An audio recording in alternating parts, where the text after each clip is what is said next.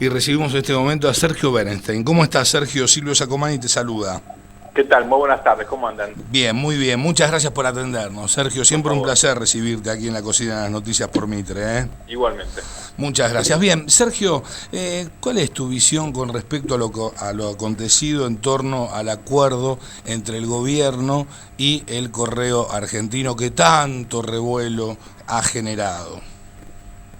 La verdad que no hubo acuerdo aún, simplemente es una instancia judicial donde hay una situación típica del derecho comercial privado, una empresa que tiene que llegar a un acuerdo con sus acreedores, ¿no? Sí. Uno de los cuales es el Estado. Y esto tuvo, digamos, una primera negociación en primera instancia y está siendo revisado ahora por la Cámara, ¿verdad? Sí, sí. Generó enorme revuelo por las características del caso, porque es un grupo vinculado a la familia presidencial, porque el correo en su momento fue privatizado de forma escandalosa, Sí. Con un precio muy excesivo pagado por el grupo Macri, en un contexto de mucha, digamos, dudas respecto de la industria. Recordemos el caso Yabrán, ¿verdad? Sí, por supuesto. Fue una privatización escandalosa que terminó luego de la gran crisis en una estatización también escandalosa por parte del kirchnerismo y un litigio que duró un montón de tiempo. Ahora hay un principio, entre comillas, de solución, veremos cuál es finalmente el resultado final. Yo diría, acá se han dicho cosas realmente escandalosas respecto a la cifra, de ninguna manera hay 70.000 millones de pesos metidos, no se está discutiendo eso, es una cifra infinitamente menor, es muy alta, son casi 4.000, peso más, peso menos, y en todo caso es controversial la forma de pago, Sí. porque aquí había, digamos, una situación en la cual recién hacia el final del proceso, en el 2033, el grupo Macri iba a terminar pagando la principal proporción de la deuda y en todo caso no renunciaba a hacer otros litigios cruzados en contra del Estado argentino. Y eso sí llama la atención. Yo creo que acá más que el hecho específico donde hubo, insisto, mucha desinformación porque se politizó de la peor manera posible, acá hay dos elementos muy importantes para tener en cuenta. Primero, estos casos requieren un tratamiento especial precisamente porque está la familia presidencial involucrada, Claro que y era una excelente oportunidad para elevar los estándares de transparencia y de deliberación ante casos de conflicto de intereses, involucrando actores muy prestigiosos que de forma independiente, funcionando en un sistema arbitral, podían dar un dictamen no vinculante que le diera a la sociedad la tranquilidad respecto del acuerdo judicial al cual se estaba arribando. Este es un procedimiento muy común en otros países, no es ningún invento mío, se podría haber llegado perfectamente a esa solución, insisto, es no vinculante, pero la sociedad tiene por lo menos la opinión de 3 o 5 expertos, algunos nacionales, otros internacionales, que tienen, digamos, mucha trayectoria en resolver estas controversias que son típicas del sector privado. Esto le hubiera dado a la ciudadanía una certidumbre respecto de la naturaleza de lo que se estaba negociando.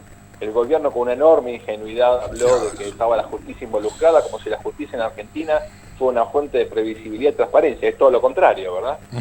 Así que yo creo que aquí perdimos hasta ahora una oportunidad, y yo creo que lo que propone hoy el presidente de involucrar en todo caso a la auditoría no es una solución, porque la auditoría es un órgano que depende del Congreso, tiene prestigio, pero no tiene lamentablemente hoy la posibilidad de darle a la ciudadanía la certidumbre que este caso requiere. Lo más importante, el segundo punto, es que este es un gobierno que está cometiendo errores no forzados de forma sistemática, que demuestran en algunos casos problemas de coordinación, en otros casos falta de prioridades, y me parece también una falta de tacto respecto del timing, de informar y de dar a conocer situaciones o de resolver la forma o los mecanismos de resolución de determinados conflictos. Un ejemplo de esto fue la cuestión de los jubilados, ¿verdad? Claro, por supuesto. O sea, hacer semejante lío, después de haberle aumentado las jubilaciones, yo creo que de forma justa, pero tal vez fiscalmente no sustentable el año pasado, a un número significativo de trabajadores pasivos. Ahora hay una reversión que genera un montón de incertidumbre, desdibuja la imagen del gobierno en un año electoral. La verdad que uno no entiende realmente la lógica del proceso de toma de decisiones, y yo creo que esto sí es muy importante, porque si las equivocaciones del gobierno no son la excepción sino la regla, estamos ante un error de método que me parece obliga a una revisión integral de la forma en la cual el gabinete está procesando esta clase de cuestiones. Estamos, sí, totalmente de acuerdo. Hoy Macri precisamente en la conferencia de prensa hablaba de esta cuestión de si me equivoco doy un paso atrás y me corrijo. Está bien, una vez, dos, tres, pero 158.000 millones de veces es como que aparentemente no saben para dónde encarar, ¿no es cierto? De alguna manera. Yo diría, es un gobierno que, por ahí estoy exagerando, ¿no? Pero yo creo que resuelve bastante bien las cuestiones difíciles, pero se equivoca de forma bastante absurda en las más fáciles. Claro, vos fíjate el tema de los holdouts, cómo se ha resuelto, por ejemplo. Exactamente. Y yo creo que esto llama la atención. Me parece que hay, digamos, cuestiones, insisto, de orden metodológico que el gobierno debe revisar. Creo que es una cuestión más de métodos que de personas. Y también me parece que hay un cierto aislamiento que implica perder un poco el sentido de cómo está la sociedad, ¿no? Por ejemplo, en un contexto de aumentos significativos en la tarifa de los servicios públicos, los peajes, digamos, más la inflación que lamentablemente, si bien está reduciéndose, sigue afectando el salario de los trabajadores, anunciar, aunque sea una caída muy puntual, pero una reducción de las jubilaciones, aunque sea algo simbólico, bueno, es obvio que no iba a caer bien, ¿verdad? Claro que sí, claro que sí. Cuando el ahorro, por otro lado, son 3.000 millones de pesos, que es muchísima plata, pero es nada respecto de otros recursos que el Estado está hoy dilapidando, o utilizando para cosas que son importantes, pero no sé si son urgentes. Por ejemplo, comprar otro avión presidencial, o arreglar la casa de gobierno, ¿verdad? Sí. Entonces pregunta, ¿cuáles son las prioridades? ¿Estamos en una etapa de austeridad o estamos en una etapa de incremento del gasto público? Se está pidiendo a la sociedad un esfuerzo enorme, y la sociedad está respondiendo, y sin embargo me parece que desde el punto de vista del gobierno estamos observando una dirección por lo menos cuestionable. Yo creo que no tanto en los qué, sino en los cómo, y en los cómo me refiero a las cosas que se están en todo caso impulsando y la forma en la cual se comunican esas cosas, ¿verdad? Sigue el gobierno obviamente con estas cuestiones comunicacionales que afectan de alguna manera el cómo llega el mensaje, ¿no es cierto?, a la sociedad. Exactamente, creo que ahí hay un punto. Nadie puede discutir aquí la habilidad que ha tenido el equipo de comunicación del gobierno, el presidente Macri, en la ciudad de Buenos Aires y en materia electoral. Ganó la nación, ganó la provincia, hace mucho que ganan las elecciones en la ciudad, desde el año 2005 en adelante, ¿verdad? Con lo cual nadie puede poner en duda en ese sentido digamos, la efectividad de este grupo.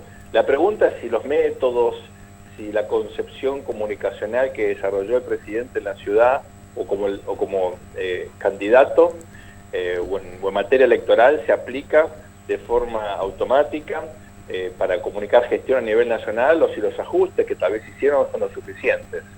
Yo creo que eso también hay que revisarlo. Mi impresión es que el gobierno buscó mayor homogeneidad, incluso comunicacional, con los cambios en el gabinete que el presidente dispuso a fin del año pasado. Tal vez lo logró en materia económica, pero bueno, evidentemente en otras áreas todavía hay claras falencias, ¿verdad? Sin duda. Señor Bereste, le saluda Andrei Noroño. ¿Cómo está? Muy bien, Andreina, ¿qué dice? Bien, ella es más educada, ella no te tutea, ¿viste? Bueno, lo cambio de tema. Es lo que te enseñan siempre, ¿verdad? Claro, por supuesto. Claro, exacto. Lo cambio de tema un momento, lo llevo al plano internacional. Y tiene que ver con esta agenda que ya está manejando el presidente Mauricio Macri con el presidente, con su par norteamericano Donald Trump. ¿Y cuál es su visión acerca de este acercamiento que están teniendo ambos presidentes? Y por otro lado, ¿cuál es su opinión acerca del gobierno de Donald Trump? A ver, ha sido una llamada de 5 minutos, ¿no? Sí. Que siguió a una conversación bastante acotada también con el vicepresidente Mike Pence, que es un protocolo. En el gobierno del presidente Trump lo que está viendo el primero el vicepresidente, digamos, hace el primer contacto y luego, en todo caso, hay una llamada de follow-up, de seguimiento del presidente. Hay una reunión todavía no precisa, pero sí prevista para mitad de año. Veremos cuál es la agenda.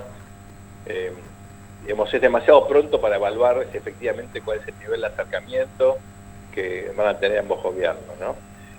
Indudablemente la Argentina había tenido una actitud bastante crítica del presidente Trump y de acercamiento en todo caso a la otra candidata, y en los meses que fueron desde noviembre hasta hoy hubo como un reacomodamiento bastante parcial del tablero, con acercamientos puntuales que veremos si cuajan o no, ¿verdad? Mi opinión sobre el gobierno del presidente Trump en un mes realmente no puedo hacer un juicio de valor, son los primeros movimientos. La verdad que ni siquiera está todavía el gabinete confirmado en todos sus puestos por el Senado, así que no se puede hacer, creo yo, que es muy una evaluación contundente en apenas 30 días. Lo que sí claramente uno observa es la intención del presidente de avanzar en los lineamientos previstos en la agenda de campaña.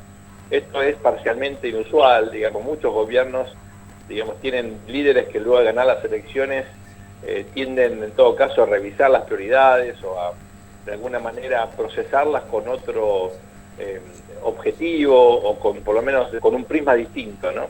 Esto no parece ser la intención del presidente Trump, que en general ha intentado, sobre todo en materia de señales, migraciones, proteccionismo, desinvolucramiento en cuestiones internacionales, confirmar algunas de las cosas que había planteado en la campaña. También hay que decir, es una administración donde el presidente nunca ocupó un cargo público y se nota, la mayoría de los integrantes de su gabinete tampoco, hay errores infantiles, no forzados, digamos, que llaman la atención, y ciertamente aparece una guerra contra los medios de comunicación y un enorme conflicto con el servicio de inteligencia, algo absolutamente inusual, nunca visto en los Estados Unidos. Veremos con qué impacto, pero obviamente esto se retroalimenta porque la prensa publica las cosas que explican los servicios de inteligencia y esto genera conmoción y obviamente muchísimo enojo, ofuscación en un presidente con una personalidad realmente singular, bastante explosiva. Así que veremos si esto termina de alguna manera acomodándose con el paso del tiempo o vamos a estar ante el comienzo de una administración que promete ser ciertamente muy controversial. Y tu análisis con respecto a la visita de Macri a Brasil para reunirse con Temer, ¿qué sacás en este caso en limpio en torno a reflotar nuevamente el Mercosur en este caso? Fue una visita muy importante. Yo tuve oportunidad de estar trabajando en Brasil la semana pasada, luego de la visita del presidente Macri, y había tenido un impacto muy significativo, positivo. La agenda es muy proactiva, muy cooperativa.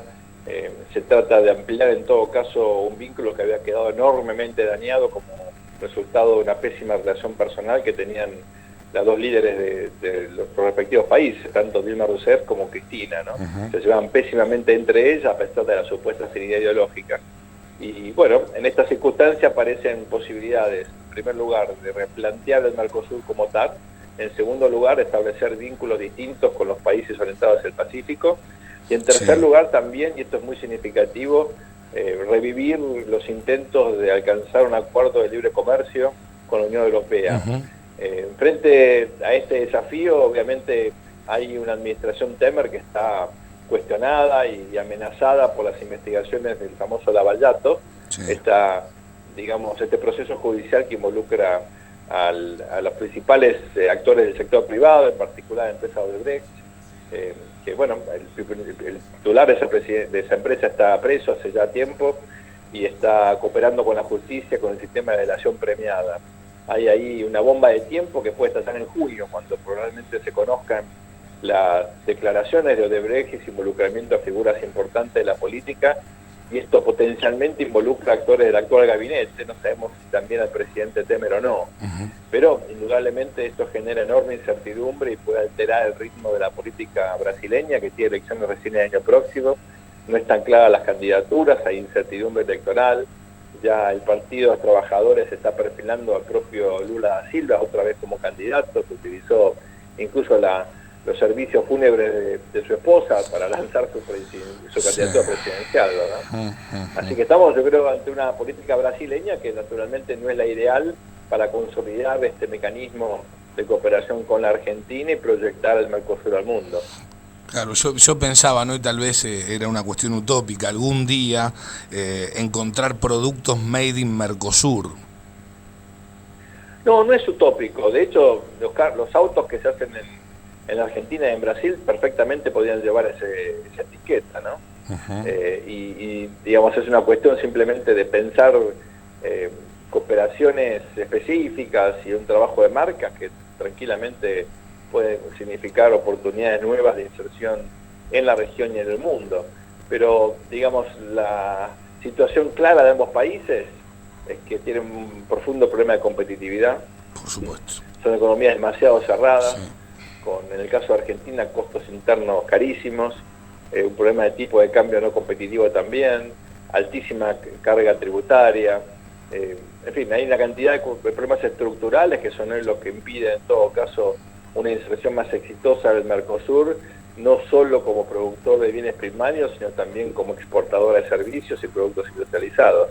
Para eso tenemos que mejorar un montón, y recién yo diría, es una agenda que ni siquiera está siendo planteada en toda su complejidad. Seguro. La última, Sergio. Andrés Malamud, ¿sí? Sostuvo que en las elecciones intermedias del año 2017, este año obviamente, se define el futuro de este gobierno. Y el futuro de este gobierno no es reelección o no reelección, es duración o no. Si Cambiemos no gana las elecciones intermedias, tiene muy poca probabilidad de terminar su mandato. Esto es lo que sostiene Malamud. ¿Vos cómo ves este tema?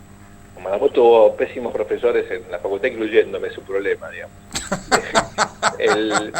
No, es un tipo brillante y respeto muchísimo, digamos, su instinto analítico y su visión, pero estoy profundamente en desacuerdo con esa afirmación, ¿no? Bien. Digamos, hoy la Argentina, me parece, no corre el riesgo de entrar en una crisis de gobernabilidad como resultado de una elección, sobre todo porque veo en el peronismo una actitud sumamente responsable. La vimos el año pasado con importantes miembros, por ejemplo, del Senado, cooperando con la agenda del gobierno, también en la Cámara de Diputados, la mayoría de los gobernadores. Vemos al sindicalismo en una actitud muy cooperativa, incluso los sectores piqueteros. El año pasado no hubo un solo paro nacional, hubo reclamos naturalmente que expresaban demanda de la sociedad, pero de ninguna manera hubo obstruccionismo. Entonces yo creo que mirar la historia argentina y pensar que uno puede derivar lecciones para interpretar el resultado de esta elección, creo que no sirve, porque después de la experiencia de populismo autoritario de Cristina, creo que hay un segmento muy importante de la sociedad, aproximadamente 2/3, que no quiere el retorno al pasado. Y ante eso es muy probable que se beneficie la actual administración con un voto muy pragmático de gente que tal vez no esté muy conforme con el resultado del gobierno del presidente Macri, pero fundamentalmente no quiere que la Argentina se convierta, por ejemplo, en lo que soy Venezuela, donde están censurando los canales de televisión que informan, por ejemplo, que el vicepresidente es acusado de narcotraficante. Entonces, creo que el espejo de lo que pudo haber sido la Argentina está demasiado nítido, en parte por las cosas que hace el kirchnerismo, en parte por las cosas que pasa en Venezuela, y esto puede ser un argumento bastante persuasivo a favor de un voto que puede ir al gobierno o puede ir a otros candidatos que no tienen una postura tan confrontativa y que de ninguna manera estarían dispuestos a precipitar una crisis de gobernabilidad. Con lo cual entiendo que efectivamente cuando uno mira la historia argentina desde el presidente Alvear, en 1928 no tenemos una gestión no peronista que efectivamente es capaz de terminar con los tiempos previstos por las instituciones. Está clarísimo. O sea, Malamud tiene razón en mirar la historia y sacar esas lecciones. Simplemente me parece que la experiencia del populismo autoritario reciente está demasiado nítida y que la sociedad argentina ha madurado probablemente mucho más que su clase dirigencial y sobre todo que sus analistas políticos y en ese sentido no creo que estemos con un ánimo societatis dispuesto otra vez a meternos en una aventura de altísima inestabilidad y de riesgo de gobernabilidad. Sergio, qué lindo haber compartido este momento con vos, te agradecemos muchísimo. No, un placer, por favor, muy buenas tardes, gracias por el llamado y un saludo a mi hermana que vive en Neuquén. Ah, ¿tu hermana vive acá en Neuquén? No sabía. Sí, vive en Centenario, es veterinaria y hace más de 30 años que vive ahí. Ah, mirá qué bueno, mirá, bueno, la vamos a ir a visitar seguramente. Muy bien. Abrazo grande, Sergio, muchas gracias Muchas por todo. gracias. Chau, chau, hasta luego. Sergio Berestein, ni más ni menos, pasaba por la cocina de las noticias. Continuamos de esta manera.